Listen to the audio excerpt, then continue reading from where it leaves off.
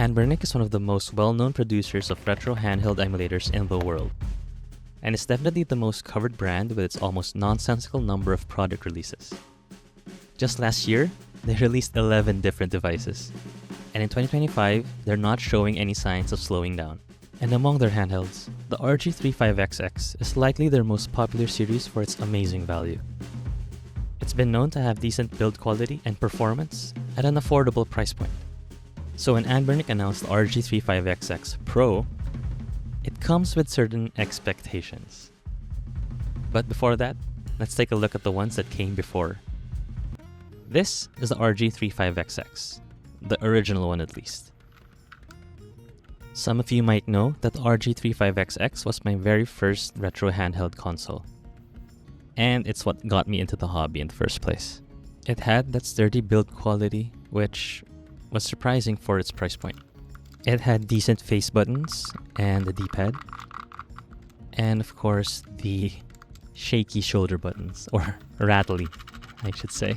With the ARM Cortex-A9 chipset, you could expect to be able to play games up to PS1 without any issue. The original also had 256 megabytes of RAM, a 3.5 IPS screen with a resolution of 640 by 480, and a battery capacity of 2,100 milliamperes per hour. Overall, a solid device for its price. At the time, I believe I got mine in 2023. Oh, and I forgot to mention that this one is purely offline. It doesn't have any Wi-Fi capabilities or Bluetooth. This particular model has already been phased out ever since they released an updated version in 2024. I don't have that particular model, so I won't be talking about it much. But I do have the true upgraded version of the RG35XX, which is the RG35XX Plus. Now, the Plus was an upgrade in almost every way. It had an updated chipset, which was the Allwinner H700.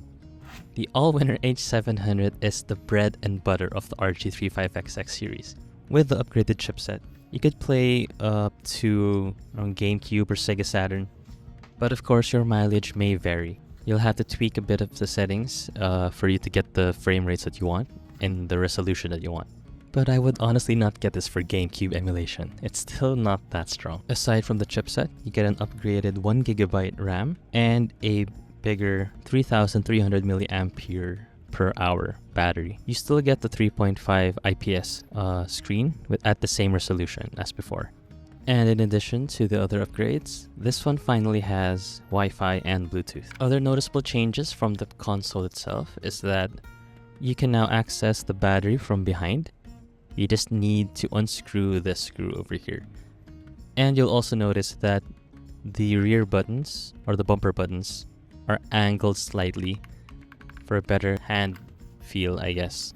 Also, so that your L2 and R2 buttons can be actuated a lot easier.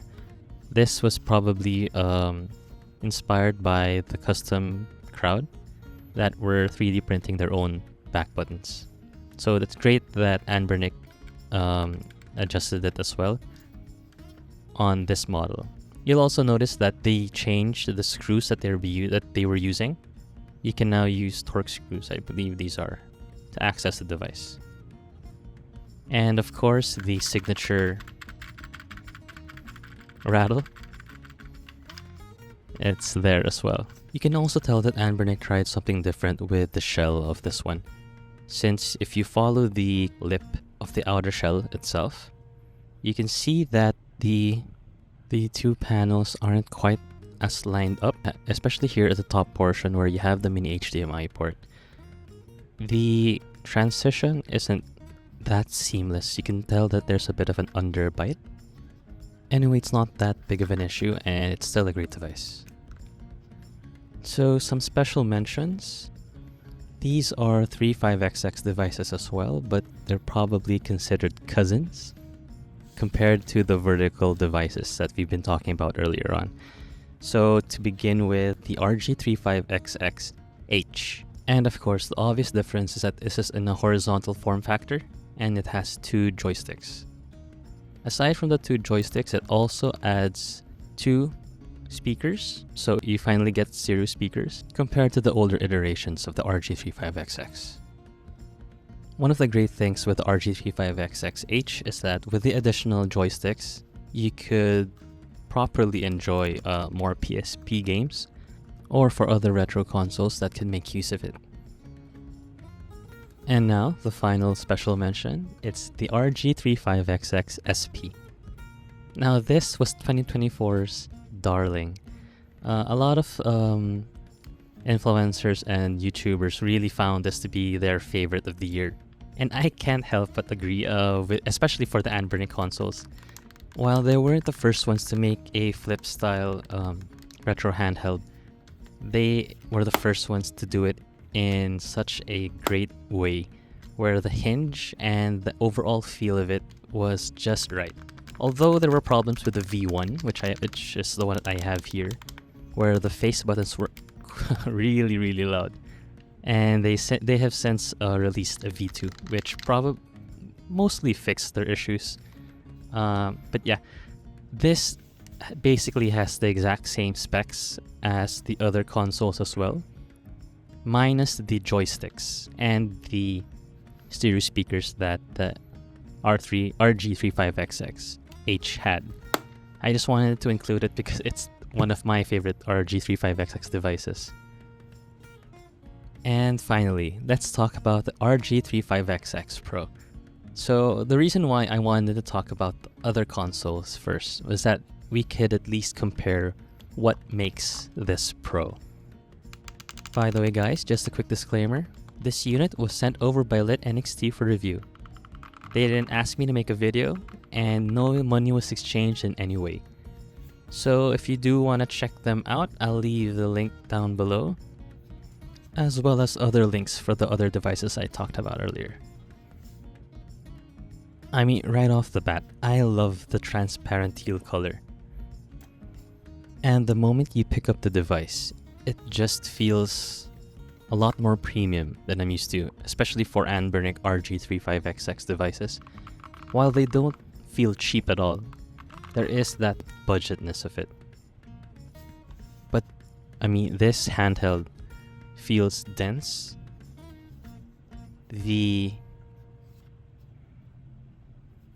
connections or the transition between the front and back shell are pretty smooth, almost seamless. And it's not catching on my fingers or anything. Okay, so other than the joysticks, the one thing that's unique to the RG35XX Pro would be the bottom mono speaker. I honestly don't mind the placement. I mean, it's out of the way and my hands don't cover it when I'm playing. I imagine they transferred it to the bottom because the joystick was placed where they would usually put the speakers. Now for the back buttons, you can tell that the back shell itself, including the buttons, are angled up. They have the diagonal slope, and they are just a joy to use. I also noticed that the D-pad and the face buttons are a bit stiff, or a bit stiffer. They're still easy to press, but there is that kind of stiffness compared to the other devices that I've used. It might be because they're just brand new, and I don't know, I might have to break them in. Great bounciness to it.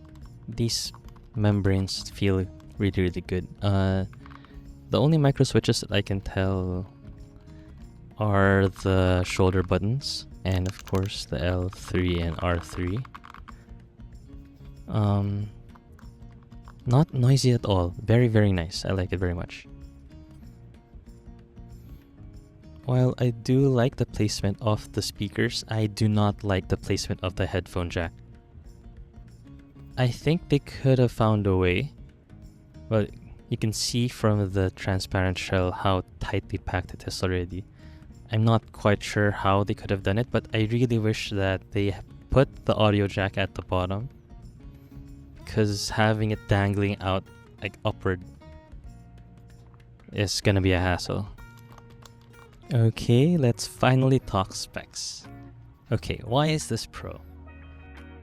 Did they upgrade the chipset? Nope. They're still using the Allwinner H700. Did they upgrade the screen?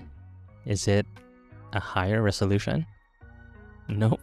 It's using the exact same resolution as the older devices. Since they're using joysticks, are they using Hall effect joysticks? Nope.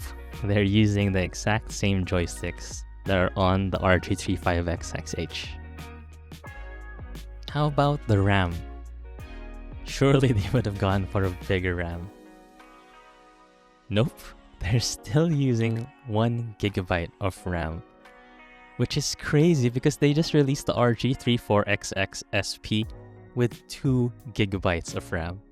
2 GB.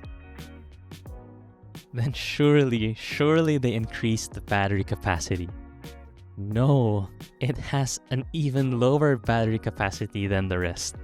The RG35XX has 3,300 milliamperes, whereas the RG35XX Pro has 3,200 milliamperes per hour. The difference might not be noticeable, but man, that is weird. This is just really weird. I mean, I don't understand why they felt the need to call this the RG35XX Pro when there aren't any significant changes or upgrades to the other consoles. I guess they were just really trying to follow the naming scheme of the iPhone or something, since they started with the Plus. And then this is the Pro. I know I sound like I'm really down on this handheld, but I am not. I really like it. I really like this RG35XX Pro. My problem with it is that it's named Pro, which, as I said earlier, is that it comes with expectations wherein we're really looking for Pro features, which is definitely weird.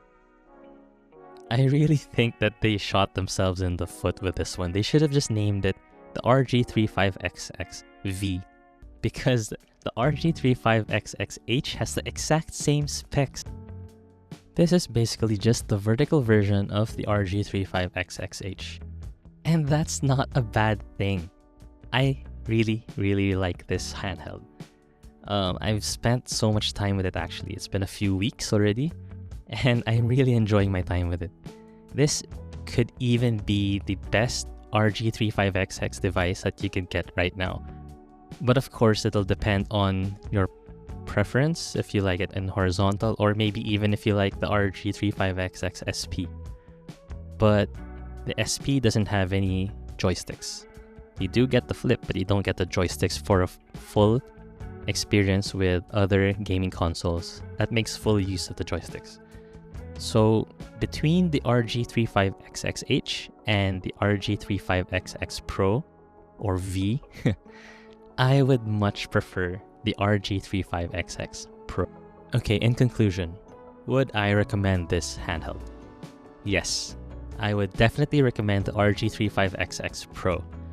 And I would even say that it would be one of the perfect starter handhelds if you don't have a retro handheld emulator yet. This would be the #1 option I would give to people, because it's probably the best built RG35XX device right now, and there's no rattle. I forgot to mention that it doesn't have a rattle. Maybe that's what makes it a Pro. But yeah, I mean, it feels the fit and polish of this device is definitely good. Definitely the best one out there for this series of devices. So yeah, I definitely recommend it, especially since it's using the H700 chipset, which has a lot of support right now. You can pick out a number of custom OSs. I think I might put MuOS here. I'm not quite sure yet. If actually I haven't really thought about it yet. The custom OS is just fine. I mean, bare bones, but yeah, definitely usable, definitely payable. So yeah, I know, I like this device so much. I didn't talk about the game performance all that much because it's already a known quantity. This is just a damn good device, actually. I just wish that they didn't name it Pro. If this is a Pro, I just can't wait for the RG35XX Pro Max. Thanks for watching the video, guys, and I hope you liked it.